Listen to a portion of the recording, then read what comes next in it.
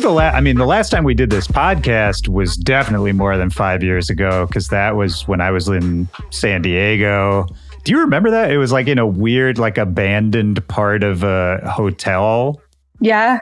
Yeah. Yeah, it was a weird vibe. But I had such a good time. You asked such good questions. Well, yeah, thanks for doing this again, man. I was stoked to talk to you. It really does feel like it's been a million years. Yeah, it does. Oh man, how are you? How's everything? How's life? Are you feeling good? You chill? You having a good day so far? Yeah, man. I'm doing really well. I'm feeling blessed, super grateful, super happy for the most part. I got a good family around me, a good team around me. The weather's great today. I couldn't stop smiling. It was a very, very difficult last year for me. So to come out on the other side so happy is a win. Yeah. Well, I mean, how do you, this is maybe a weird question to start, but we were just saying, like, when we first did this podcast, it was at a very different time, I think, in both of our lives. We were in a different part of the country. We were in a weird abandoned hotel. You were touring with Yeah, Me Too at the time. It wasn't, the start of what you had been doing, but certainly a different place in your career than you are in now. I mean, if you look back to that era and look at yourself now, I mean, do you feel like the same person? Do you feel like a totally different person? Are there things you look back on that you were thinking about or worried about as an artist then that seem different to you now? Like, overall, broad strokes, no wrong answers. Like, what's changed since then? Honestly, I'm exactly the same person that you met that day. Not much has changed internally. I have other different perspectives in life now, and definitely more self-awareness throughout these last few years of living. And I feel like just more myself and confident in myself than the girl you met, obviously, when I was much younger. So yeah, but definitely when I think back to that time, I'm still the same person, still have the same kind of mindset, views, outlook, just new perspectives. Sure, yeah. I mean, was that tour with Josh that you were doing, was that one of your first, like, kind of nationwide tours? Was that early on in your touring? Yes, that was like, if not the first tour as a back-to-back thing. Yeah, that was the first. What do you remember about that? Did anything stick out? I feel like at least for me, all of my early touring experiences, like, I have really strong memories of it, but then I also think about it, I'm like, oh man, what was I doing back then? Well, it was funny because me and Yeah, Me Too both grew up roller skaters. Like, we loved roller skating. So the whole tour was like based on like roller skaters and having the roller skaters pull up. So for me, it was just kind of a more fun tour, less serious. Let's just go have fun. Let's do a back-to-back. No pressure. Just that's kind of how it felt at the time. So the whole vibe was just to have fun and, like, as a fan, have people come in and just like let go of whatever they're thinking about that day and just enjoy the show. That's great. Yeah. His personality too, I think, goes along really well with that. Cause not that he's not a serious guy, but I mean, I've known him for quite a long time, and yeah, he likes to joke around, and I think probably, like, coming off of the floss, like, craziness that he had lived through for a long time, I'm sure he appreciated some of that kind of laid back attitude too. Oh, absolutely. So now, at least when I talked to you then, I think you were living in Vancouver. Are you still out there? Yeah, I'm living on Vancouver Island now. So it's a smaller place. Yeah, I love it there. I mean, I obviously come back and forth to LA quite a bit throughout the year to get some really good work done out here. But yeah, I just really love living there. It makes me happy. And so I'm probably going to stay put there. hopefully. Yeah. I mean, there's nothing wrong with that. I have never lived full time in LA, and I don't think I ever will either. It's like I go there all the time. It's great to visit, like you said, but I really don't think you need to. And if you find a place that inspires you, or a place you feel comfortable in, or just a place that makes you happy, I don't know. I always like to put that out there for anyone who might be listening who it's like there's a myth that everybody has to move to LA if you want to work in music. And I don't really think that's true.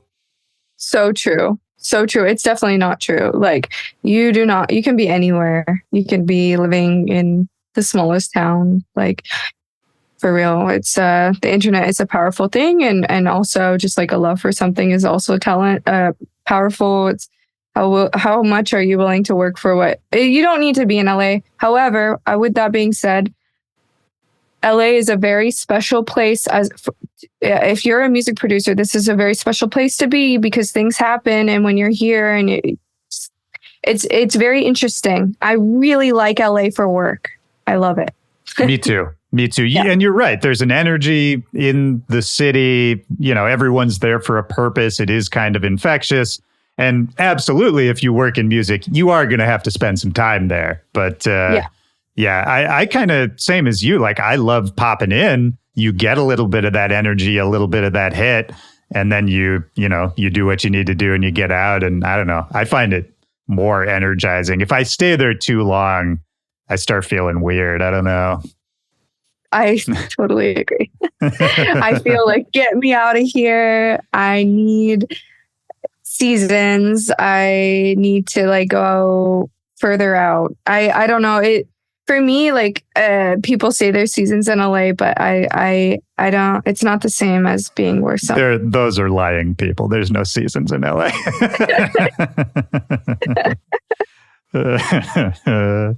Facts. Yo, liars. Yeah, just full of lies. I mean, yeah. That's the other thing too. We don't have to keep talking about LA, but it's like, that's the other stereotype, is like it's full of fake people and entertainment weirdos and all that. Well, all of which is true, but that can also easily be defeated as long as you have a few friends there too. That to me is the other key, is like, don't go out there to party and try to feel famous. It's like, no, go to either get some work done or to see your friends. That's about it. Yep. Maybe, I don't know if this is a reach or not. You tell me, but as a way to talk about the new EP a little bit, and this was something I was noticing. I was going through a lot of your discography this morning, getting ready to talk to you. And one thing I noticed is that on this EP and other work you've done is you've always managed to find interesting collaborators and interesting people that maybe I wasn't familiar with before, new voices. And, we were just talking about how you can kind of be anywhere. The internet connects us. How do you go about like finding collaborators, finding the people you work best with? And, what speaks to you about people you're working with? Because I feel like you've had a really good track record of just cool collaborations with people I was not that familiar with. Yeah, thanks. I appreciate that. One thing for me that I'm super passionate about is being a natural A&R, and I believe I have good taste, and I like to keep my ear really close to the ground and look for what's out there, whether they have 100 followers or 200K followers. Good music is good music, so I don't really look at the number of following. How I find artists back in the day, it was definitely SoundCloud. Found a lot of amazing artists just through my main feed of reposts, and go to one page and go hunting. And now it's definitely the For You page on Instagram. There's some really, really amazing people I've discovered with like under 2K followers on that For You page. I guess I'm just like in the algorithm in a really nice way because it's watching what I'm doing. But yeah, like my main passion, like other than like obviously building my artist project with Cream and what other artist projects I'm currently working on, is I'd like to build new artists, and I would like to break new artists with my sound. That's a huge passion of mine. Yeah, that's a cool way to look at it too. I mean, I think you've done that a few times over, and I was thinking about that song "I Do the Most." And it's not coming to me the name of the featured artist on that right now. Little kid. Yeah. He's really great. His incredible voice. And I really like that song. But I think so much of it is that his voice is really well highlighted in your production, which I don't know. It's interesting. I was trying to decide if I thought I would say you have like a signature style or a signature sound. And I feel like it's more, you tell me if you agree, but I feel like it's more kind of like an aesthetic, or to use an overused word, a vibe, where I think regardless of the genre you're making, there's certain like melodic choices or certain like little production touches that show up in a lot of your work. I do the most in particular. There's like it's like it's a trap song. It's like it could fit in a lot of like mainstream hip hop playlists, that kind of thing. But I think there's something about the production of it, something about your perspective that makes it feel to me a little darker, a little more like you can tell that you also operate in dance music. And I don't know exactly what it is. I don't know if you think about this for yourself or if you analyze it, but I do feel like it's like little choices that add up to make whatever the feel of a Whipped Cream song is, rather than like a consistent, this is the sound, if that makes sense. Absolutely. And well said, like perfectly described. I couldn't agree with you anymore. Like my music is kind of all over the place in the sense of genres, but when you're listening to it, there are like little, I guess, clues and hints to it being my song. Now that I'm using my voice more in certain records, that's also a very nice tool to show it's my song. But man, I just first and foremost just love making beats. Really, I do. So that's really good to hear that you hear it. I like that. Thanks. Yeah, of course. And yeah, I mean, I know you make tons of beats that aren't necessarily specifically for Whipped Cream also. And I saw you made like a new account to post some of those beats that you were just working on. Is that, I should probably know this, but I don't. Is that like a full other project that you're working on right now? Or is that more of something that's like side work for other artists, that sort of thing? You know what? I don't know. I don't know what it is right now. It's called Cherry Pit 66 on Instagram. And it's just, let's say like a sister label of Whipped Cream. It's just another side of what I'm doing, because what I'm doing, there's so many different things that I'm doing right now that with the help of my team, we thought it would be smart to start a new account where it's solely those innovative, crazy, weird beats. Maybe they're just straight hip hop beats. Maybe everything kind of has that dance feel still, in my opinion, with the electronic synths. And, my early upbringing, I was just like lots of like R&B influence and soul music, and where Whipped Cream is definitely doing its own thing right now. So I wanted to create a separate entity. Yeah, it's still a part of Whipped Cream, if that makes sense. And to answer your question, like, is this for other artists? Is this for Whipped Cream? Is this for me? At the end of the day, it will be what it will be. I don't know yet. I'm just putting it out there. The goal of that page is to work and find the new wave of artists to build. Obviously, I love if EA called me and was like, I want to be right now, I'd be there. But my goal is to break artists.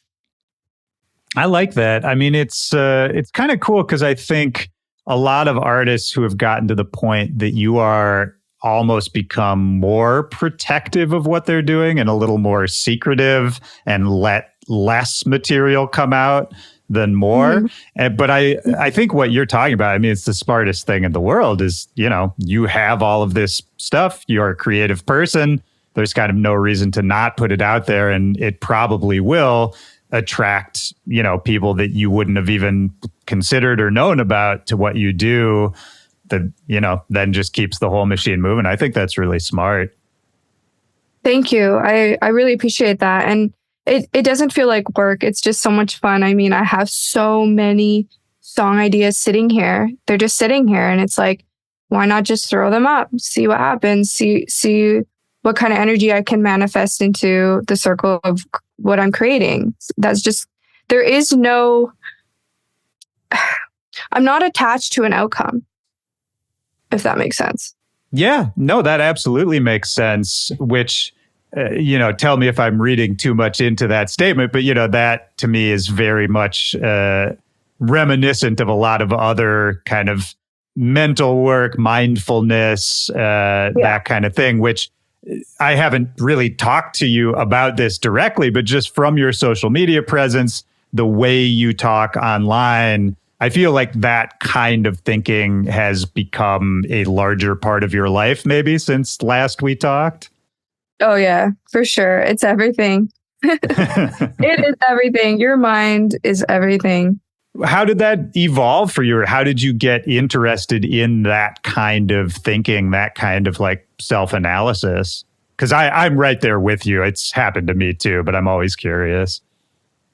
For me, I was forced to. I was always interested in it. I've been meditating for at least a decade. Like I've been practicing meditation and looking into self-help books and, doing yoga and this kind of thing. But I was forced to by following my passion. Like I think if you follow what you're supposed to be doing here, your purpose, okay? Like everyone has a purpose. If you're following that, and it doesn't really feel like a job, even though it's absolutely insane some days with the work.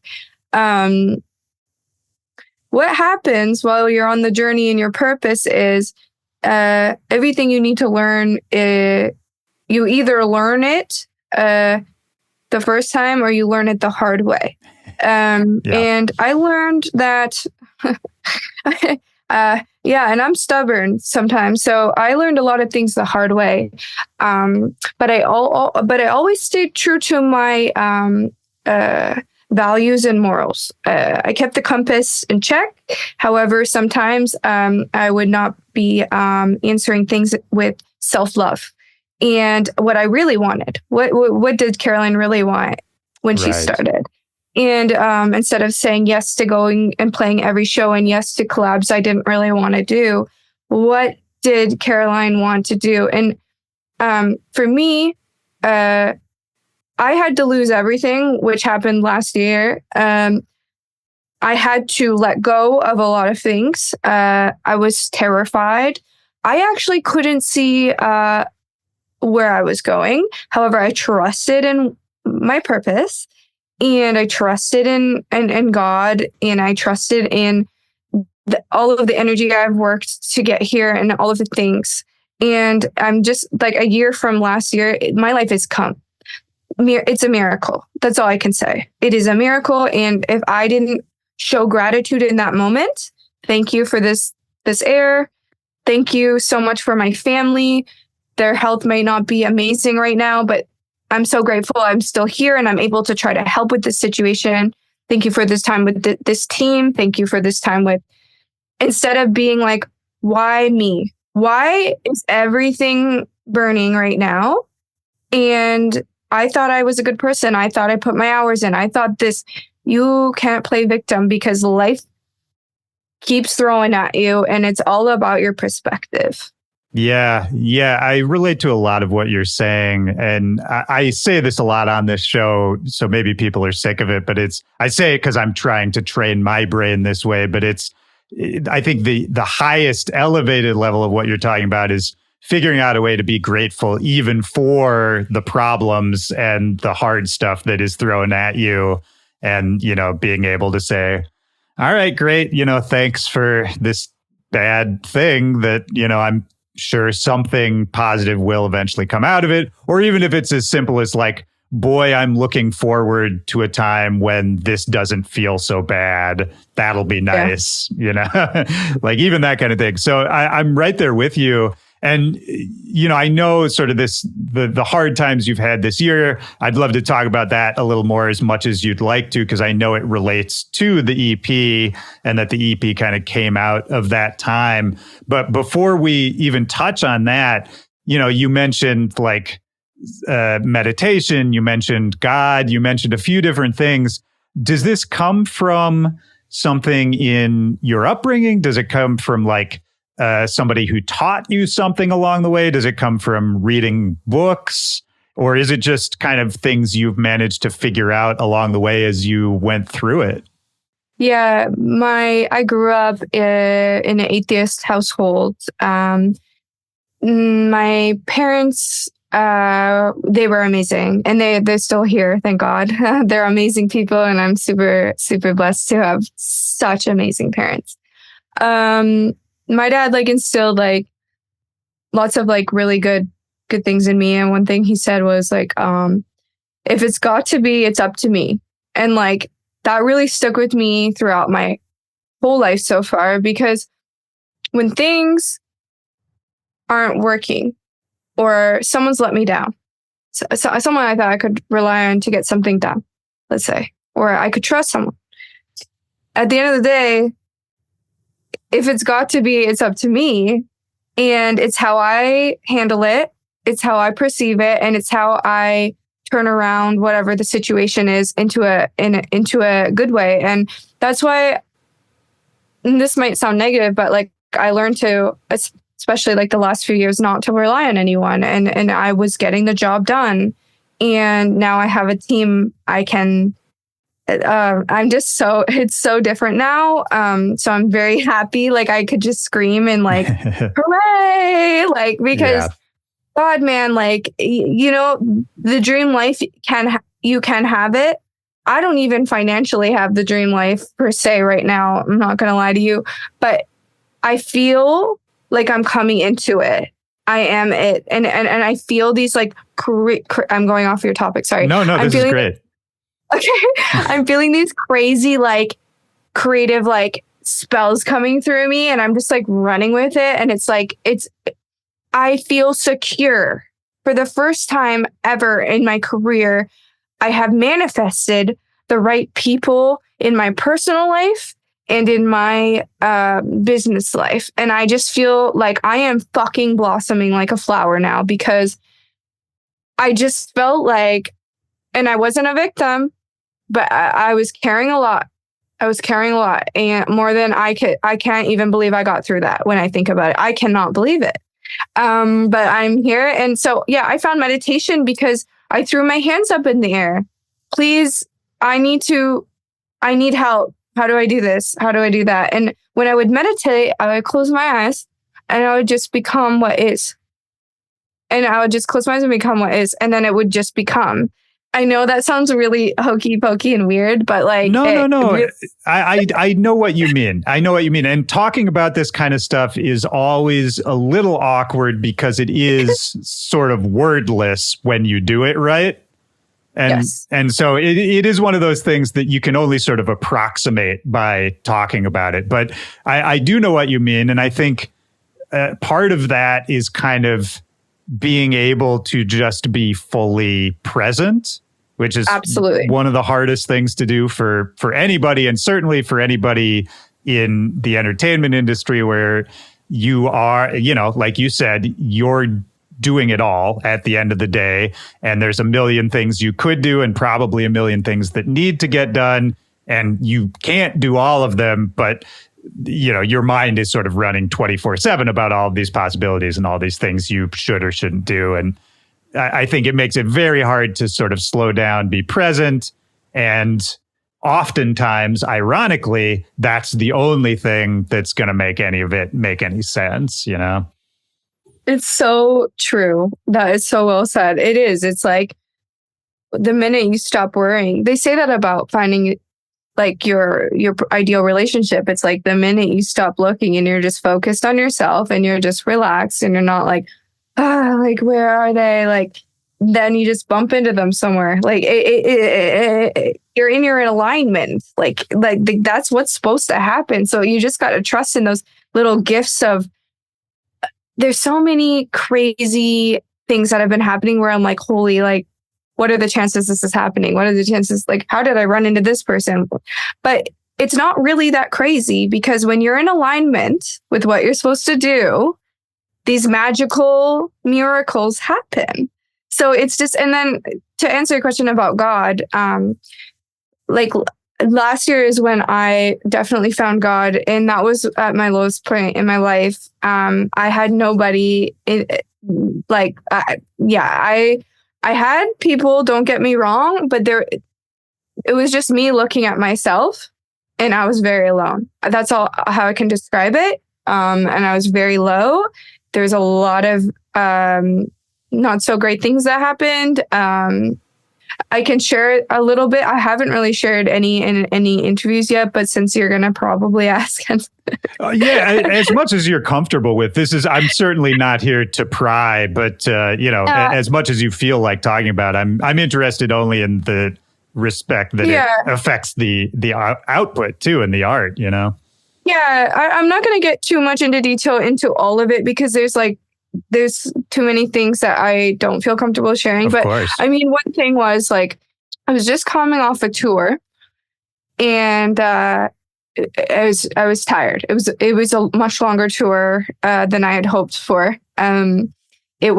It just dragged on, to be honest with you. And I love performing. If anyone loves performing, it's me. It's where I get my joy. But I was tired. It was not the best routed tour, let's say. Yeah. So I get home, and I get a call. My dad's got some issues going on with his health. So he went to go get some tests done, and I'm driving to Shambhala to perform there.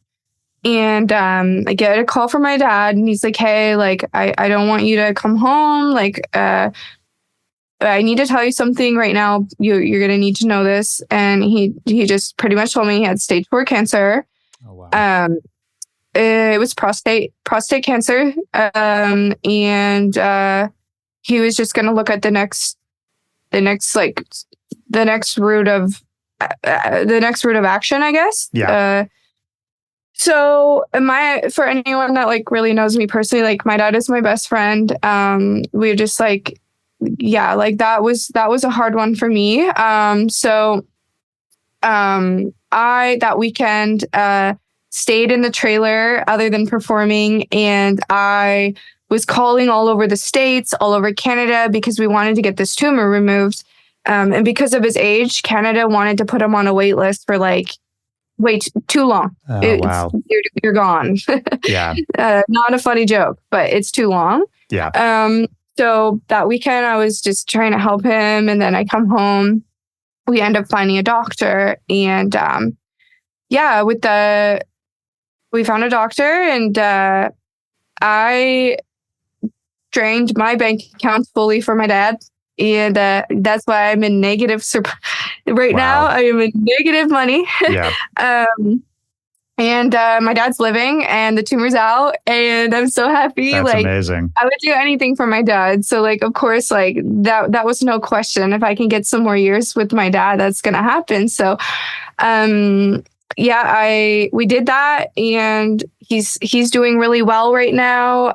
He's been able to enjoy these years with his niece, and we get to have him around. And then, just throughout that process, I really learned who will be there in your lowest points, because I was not okay. The boyfriend situation I had at that time, it did not go well. I was definitely very much alone, and I was very lucky that we did have a GoFundMe to help out with the cost of my dad's medical bills a little bit. And thank you to everyone, if you're watching or listening, like, that if you donated, it really helped our family a lot. But I mean, when I say I have everything now, I really do. But I am not even going to lie to you, the brokest I've ever been in my life. And that's why I'm just becoming abundant, because God is good and I'm living in delusion. It's coming. I don't need it. It's already mine. I love that. And I mean, living in delusion, I kind of love that you said that, because I think that every artist has to do that to some extent. And you'll probably have to do it more than once over the course of a long career to really make it work, because like this whole career is a delusion that anyone can do it, you know? And you really do just sort of have to, I was about to say trick yourself, but it's not even a trick, but it's just sort of like believe something that currently isn't true, you know? Yeah, it's given me the starving artist like mentality of right when I started. I remember when I first started, I was like at a festival, like eating a can of tuna, because my family didn't come from money. Like I had nothing. Like I was literally like working from the ground up. And then there was a point where I had mad money, and I've it's been like this, but it's going, you know, I know we're going up, and I don't do it for money. That's the thing. Like you see the smile on my face. I would do this. Don't tell anyone. They're gonna all hear. But like, I just love what I do. You know what I'm saying? So of course, it's all good. Things happen, and my family will always come first. And I'm just blessed that everything, the health is an important one. Yo, absolutely. Yeah. And I'm really glad to hear that he's doing better and that you managed to find care. I mean, I'm sure that was just a series of nightmares. So I'm really glad. Oh my God. Yeah. Really glad to hear that. Insane. It was insane. Yeah. My mom, many, many years ago now, went through a cancer scare and like surgery and chemo and all that kind of stuff. And she's also made it through and is okay. But that stuff is very scary. And at least for me, when I went through it with her, you sort of feel helpless in a way too. It's like you want to do everything, but there's kind of only, you know, a couple options, and either they happen or they don't. And yeah, it's a tough feeling. And you don't really realize how strong you are until you're put in that position, because I'm coming off a tour. I'm finding all this info out. We don't even know if he's going to live. I can't just like break down in front of him and be like, I need my dad. It's like, no, like you're going to be fine, dad. Like at some point you have to almost act as if there's this positive thing. And then when the door's shut, it was another world for me. It was like so hard. And then I'm like also doing my career. I'm about to join a new team. I had to let go of my old team during this time. It was insane. It was, man. Well, but I'm happy now. So we're good. That's great. No, and I can tell it really comes through, and I'm glad to hear it. I mean, this new EP that like is it somewhat of a product of this really crazy time. Were you writing it like as all of this was happening, or was this kind of like a reflection on it after the fact, or a little of both? Yeah, it was definitely a reflection after the fact, because I was going through a bumpy relationship at the time, and a lot of the music is like when I was again, like whenever I feel like I can't put it into words, or like no, like a therapist or a run or eating healthy or can't fix it, it's always just making music that helps me feel good. And I'm like, okay, like I feel great. And it gives me the craziest shit going on. And yeah, definitely making music throughout my dad's cancer also helped me feel somewhat normal, as weird as that sounds. Like it normalizes me, because it's like a drug to me. I literally get high when I make a great record, like and when I can sing my feelings, and it's like speaking to a therapist without a response back. They're just saying, yep, that's right. Yeah, absolutely. Yeah. You sort of confirm your own feelings through music. Yeah. And then it's like, it's really cool because like other people might hear that and be able to connect to it. And the thing is, like, with this project, Is This Real? Why I wanted to call it Is This Real is because going back when all that was happening, I asked myself, is this really my life? Is this really happening? And then I had to find the gratitude in that present moment to be like, yep, it's happening. But look at all the things you can still be grateful for right now. Look what's coming to your life, Caroline. a new team is coming into your life. How did that even happen? Your dream team is coming into your life right now, yet your dad's getting sick. And it's like everything is like formulating in a weird way. And I just trusted that it was all for the divine of like the higher self. I trusted in that.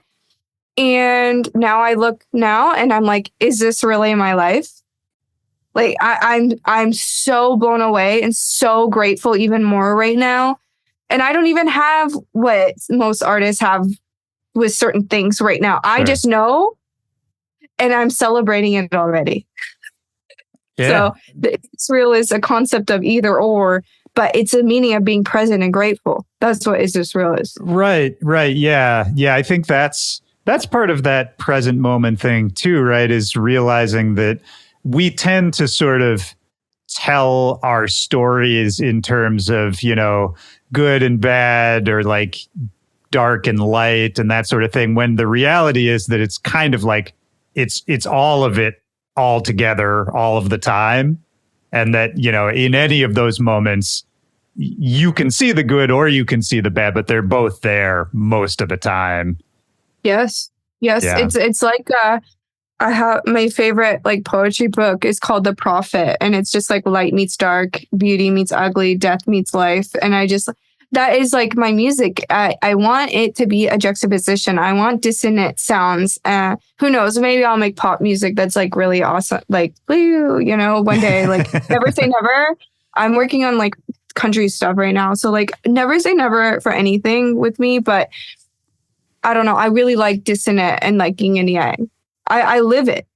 Yeah, well, that's actually, it's funny you said that, because I had written down a thing that had occurred to me when I was listening to the new EP, which is I tend to think of your music with a certain, a certain darkness or a certain, like, I don't know if it's like anger or aggression, but there's a certain like dark undertone to a lot of it, maybe even like cinematically that way. And then on the new EP, I can absolutely still hear lots of that.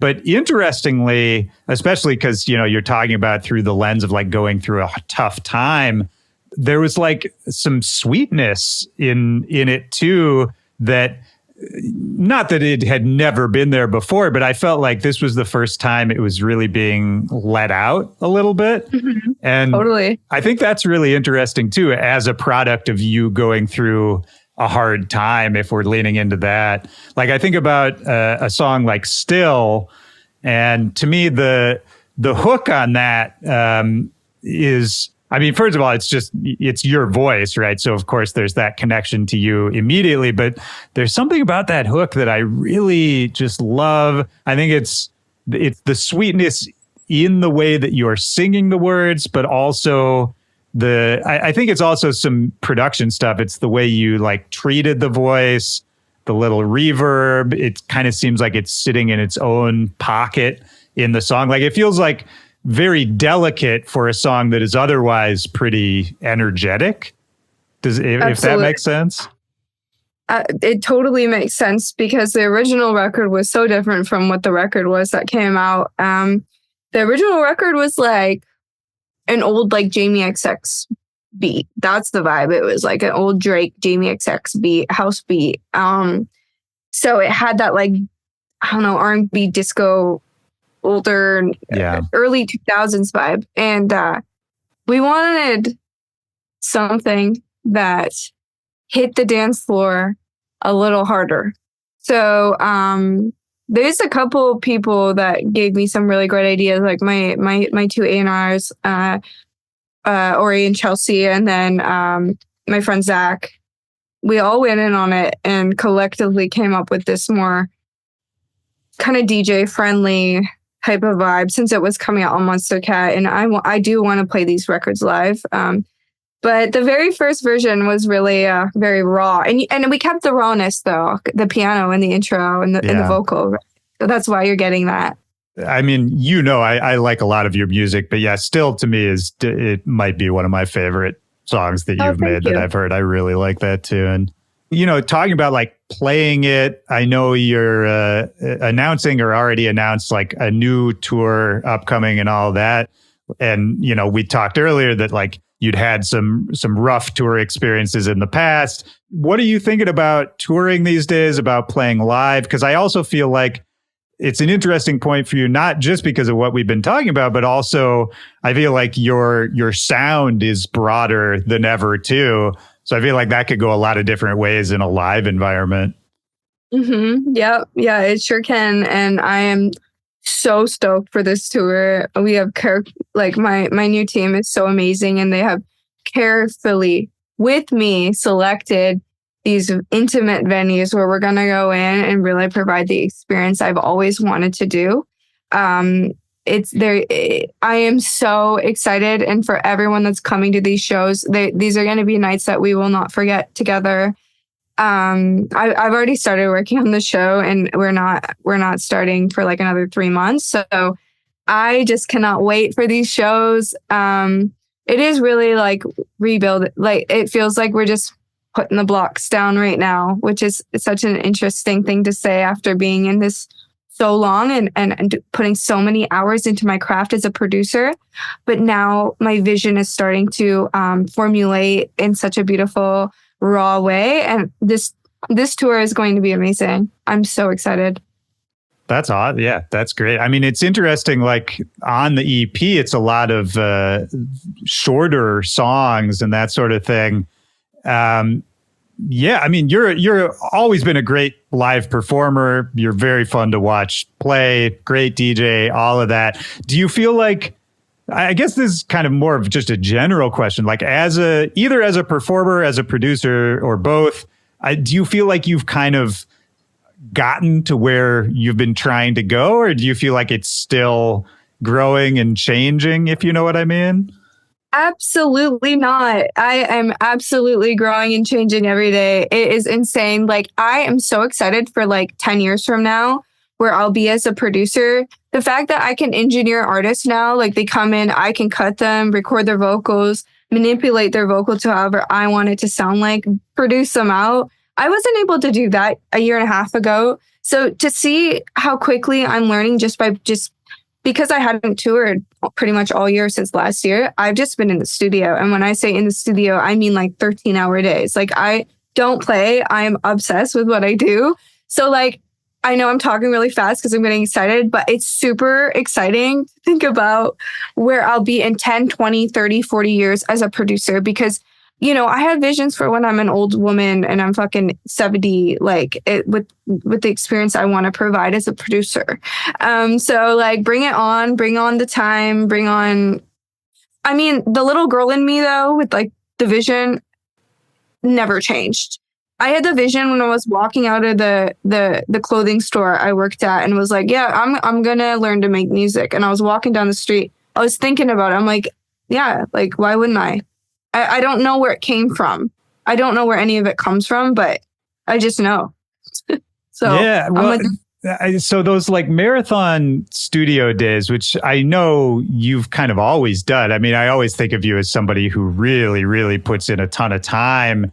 And even from like the first podcast we did, where for anybody listening who wants more of the backstory and like where this all comes from, there's a lot of that in there in that first episode. But, you know, we talked about how you were figure skating younger. And I mean, in my mind, that was sort of like a similar level of obsession at that time for you, right? Of like putting in crazy hours, just losing yourself in it, trying to perfect it, fine tune it, be the best, whatever you want to say.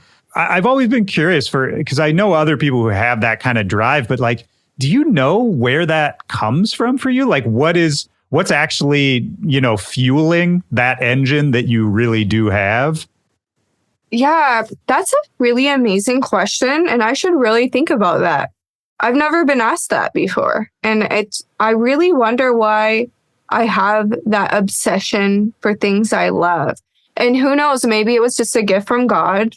And I was just like, we're all given certain gifts. We're always able to learn things and become great. Like, don't get me wrong. Of course. Because I'm not naturally good at producing. I wasn't naturally good at DJing. That was taught. But there were certain things that were given to me from a young age. It was taste.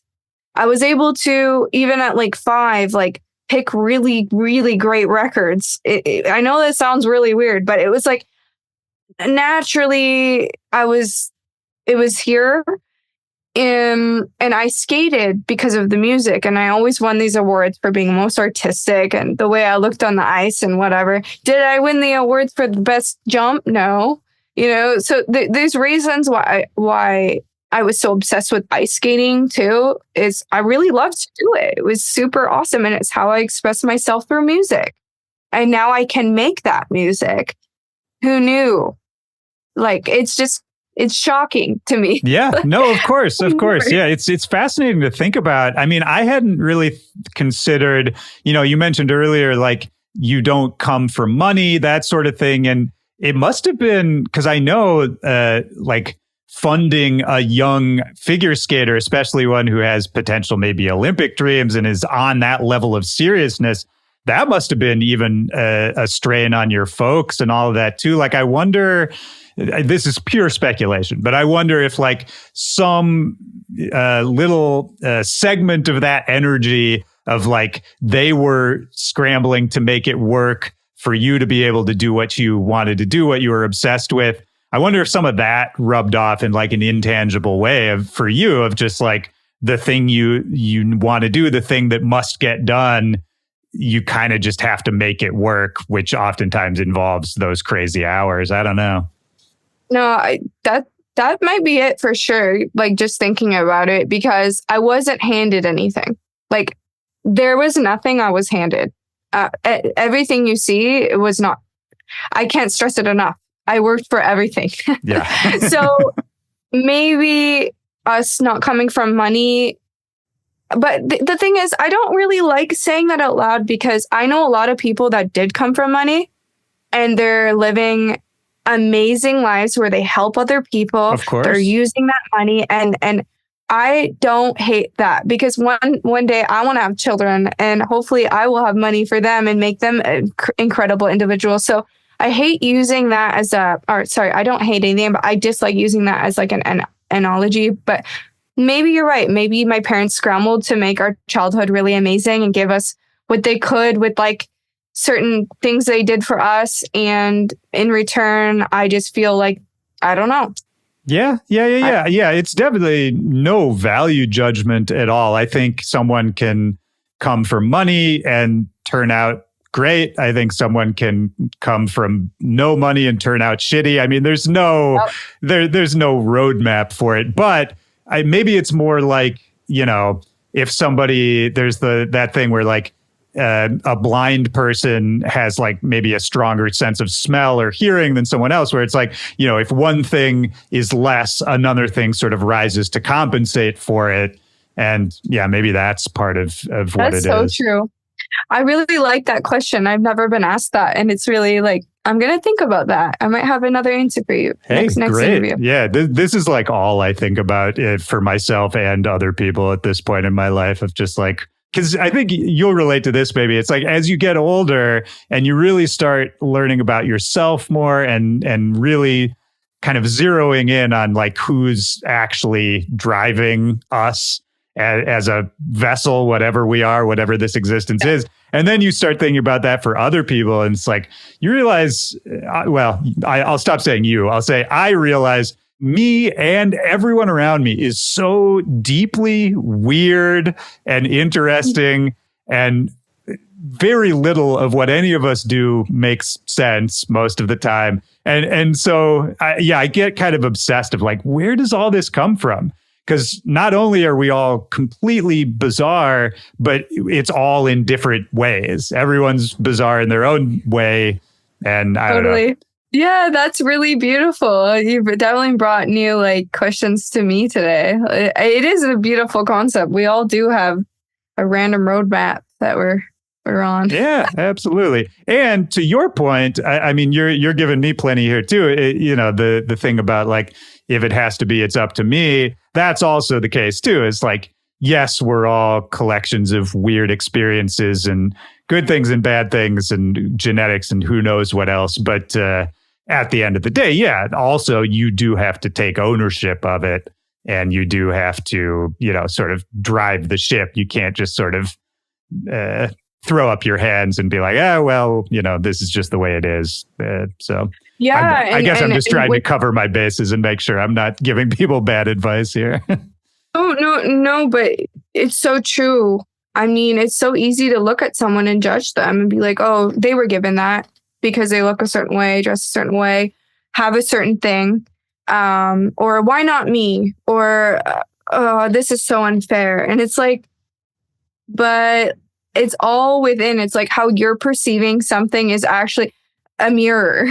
And it's just like so powerful to like learn how to have self-discipline, to train thyself, to lose judgment, to lose ego. I mean, we all have ego, but it's a fine balancing act on a tightrope. So yeah, I could talk a lot about that, but and I don't be afraid to let go of people too. If that's one thing I've learned this year, for real, is you're not a bad person for letting someone go.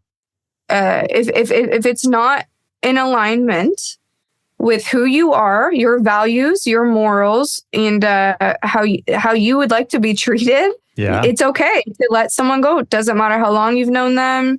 That is a boundary, and they'll eventually understand. Believe it or not, they will eventually, whether it's now or in 10 years, because the hope would be that they learn those things too. Boundaries, I don't know. There's a lot of things I've been learning this year. And I realize why a lot of people have let me go too. Of course. Yeah. It's good to think about both sides of that. I was just, I was talking to a friend of mine.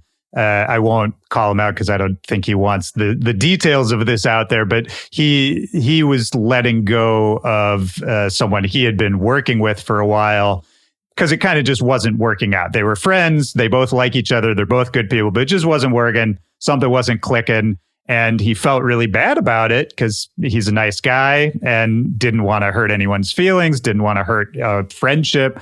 But I was kind of in that vein trying to make him feel better about that. It's like, yeah, sometimes it doesn't even have to be someone who's necessarily bad for you as a person, but it's just, there's a time and a place for everything.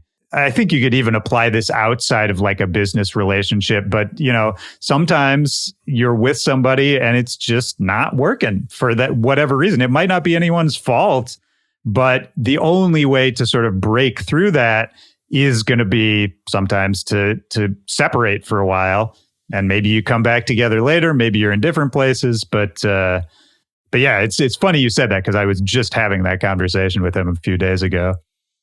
Yep, it's a really real thing. And if you're an empath, you feel kind of guilty and bad, and like what are they going to think? And it's a self-love practice. Letting go is a self-love practice, and I have learned how to do it. And I am glowing because there's a lot of things that I was not letting go of. And how are you to manifest the life of health and abundance and creating amazing, cool things if there's other things distracting you that are not meant to be there, that are not with the same values and morals and whatever it is? It doesn't have to be so drastic, but it could just be as easy as it's just not working, like you mentioned. Yeah, totally. And I like what you just said too, that sometimes it's not necessarily like if you're going through problems or if you can't figure out something or you're frustrated that you can't move forward with something, I think our tendency is to be like, well, what do I need to change? I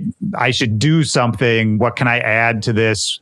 What do I need to work on? But sometimes the answer is removing something. Like sometimes it's like you said, removing distractions. And I think that's a huge one that we don't always think about, because oftentimes it's more like, oh, well, I need to get better at doing this, or I need to spend more time on this thing. Whereas sometimes it's like, oh, no, I actually need to do less, or maybe I need to remove something I'm spending time on in order to open up space for this other thing to even have a chance of working out. I don't know. I'm talking in generalities here, but I think that's actually really smart. Yeah, I feel that. Yeah. I feel everything you said. Well, let me ask you this as maybe a way to start bringing all of this together. Earlier, you had said something, I can't remember exactly what you said, but that, on paper, you haven't you haven't gotten to like the dream yet, but you know that it's coming, something like that. Yeah. What is the dream? Like, what do you think about that in terms of like, what do you consider success? Like, what is the goal of all of this? Absolutely. So right now, I feel like I'm in the journey of my dream, and I am extremely grateful. I am glowing. I am treating myself very well in the health department, in the friendship department, in the relationship department, and in the work department. Everything is very healthy right now. So to answer your question, right now I'm living my dream. Okay. But I have things and aspirations of what I'm working towards, and what I dream of, you know. And so I guess like some things, without giving you too much, there's certain experiences I want to create down the road, but I won't speak too much on that. They've never been done before, and I'm going to make them happen. It's going to be really, really, really special. But for me, I'm going to go back to, I want to find artists, and I want to build with them, and I want to make them stars. So it's not me being a manager. That's not absolutely not that. But it's more locking in with undiscovered talent and making them the next wave of big artists, and the next weekends, I'm talking big. That is like a personal thing that I'm hungry for it. And it's not to do with anything other than I want to find new sound, and I want to break a new sound. I really want to do that. So that's just one thing. But in the general scheme of things, like, you know, I want to create an experience, a live show experience that incorporates all acts of art. So you know, you think like the New York Fashion Week meets Ye's fashion show, meets Balenciaga, meets orchestra elements, and a DJ set with live hip hop elements. Like, my passion is bringing hip hop with dance music. So wherever that's going to take me in the grand scheme of things, I'm not exactly sure yet, because like I'm not working towards like this outcome. I'm just creating, and like whatever happens. So my overarching goal though is to have my sound break globally and do it my way. There is no like package, like formula. Yeah.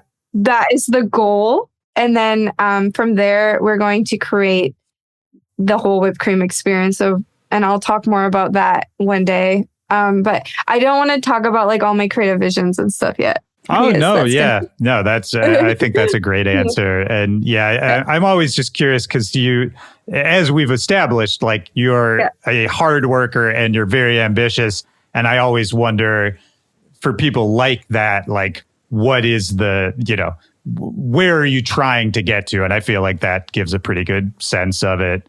I mean, do you, or did you ever worry about like where you fit in the larger scheme of things? God. Yes, absolutely. Like when I didn't have the right people around me because I was just in it, you know, I always felt like I didn't fit in at all. I'm not even going to lie. Like so many times, like I was the black sheep. I did not fit in sonically. I did not fit in just even hanging out with them. Like I love my peers. I've met some amazing people that I call family now. But when I was first coming in, like as your like DJ, no, I did not fit in at all. And I always wondered like, oh, I'm meant to be here. But like, how's this going to work? What's going on here? Because this does not feel right. And it's crazy. I just had to trust. And like now, like I literally have a whole team, like, and I'll just be talking my ideas and they're like, we're on the exact same freaking frequency. It doesn't need to have been done. Right. Why does it need to have been done? Why does it need to fit in? I mean, that's such in terms of things to be grateful for. I think it's one of the best feelings in the world when you find someone like that who just affirms that you're not crazy. You know what I mean? Yeah, and it's like, it's true though. I knew I wasn't crazy. I knew I wasn't crazy from the minute. I remember in grade 7, we moved from Toronto to Vancouver Island. I remember walking into my grade 7 class, and I had always been the popular girl when I was young in the one school I went to. And then I walk into this grade 7 class and I'm glowing. I'm like ready for the first day, meeting all these people. Oh my God, no one liked me. I was like the loner again, all over. Yeah. And I was like, am I an alien? Like, is something wrong with me? And it was funny, when I started my career, I felt the same way, but it hadn't really been understood. I was a new kid, and it's just the same thing. It's like, there's no one like me out there. Yeah. So I better just enjoy the ride. And now I'm finding more people like me. And I could cry. You're right. I'm just so stoked. My team is fucking boss. I'm so grateful. Yeah, it's fun because you can really, like, your energy for this right now is very infectious. I can feel it even just chatting with you. It's a nice feeling. So I'm happy you're there. I mean, I don't have a ton more for you. And one last thing I wanted to ask you about is going to be awkward because it doesn't really connect to anything we were talking about. But I just wanted to quickly ask you about the track Light of Mine. That was one of those songs that when I heard it, and I mean this as a compliment, but it was one of those songs where I heard it and I got really mad because it was a great idea that was out there available for everybody, and you were just the person who realized it. And yeah, there's something about that track that's just so perfect. I don't know. To me, that was just like a genius track, really well done. There's something about the juxtaposition between the sort of like kind of, childlike, happy tone of the original lyrics with like the dark production that you put under it. I don't know. It was just a really well executed thing that I was like, man, why didn't I think of that kind of thing? Obviously, I wouldn't have thought of it in a million years, but is there any, like, how did that track come about? I was just curious because I like it so much. I'd love to speak about that track. Well, thank you for all of that. That's really amazing to hear that. Back in the day when I was signed to Atlantic, there was a guy named Tobias, and he was a sample guy. I didn't really know much about him at all, other than Atlantic would send me new guys every once in a while over email with song ideas, samples, whatever, writers, co-producers, whatever. So I didn't use much of them, but when they sent me Tobias's link, I was like, oh, I need to get on a call with this guy. He's got a good ear. This guy's got a better ear than me. Let's get on the phone. I get on the phone with him, like, friggin' amazing individual. Just so cool. He's not really a producer. He's more of like, he goes and pulls sounds, puts them together. Very good at that. So I went through some things and I heard this Light of Mine sample. I think Dan Farber's on it. There's another producer, Nick something. There's a couple people on this one. With specifically with the initial sample idea, this little light of mine. They recorded kids in a studio, gave them pizza. Like, this is all like genuine words. Nice. And then I had this idea to do this, like, like back in the day, the R.L. Grime Bauer trap anthem shit. That's kind of the concept I wanted to do. So then I had this producer I was obsessed with back in the day. His name is Jamaro. And he had these really cool future-like synths, but they weren't too future bassy. And so I hit him up, and he's definitely all to thank for that first drop. That's all him. So shout out Jamaro. He crushed it. So this track would not have been done with all these other people, but yeah, I'm definitely an ideas lady. I definitely put it together. But that is probably one of my favorite songs to play live still, for sure. Yeah, it's anthemic in a really unique way. I think there's, in a lot of hands, that sample, I think, could have come out really corny in like a dance music context. And I really love the way you did. No notes. Thank you. Yeah, it's really good. Thank you so much. I really, really appreciate that. That means so much to me. I really love that record too. So yeah, it's a good one, man. It really is.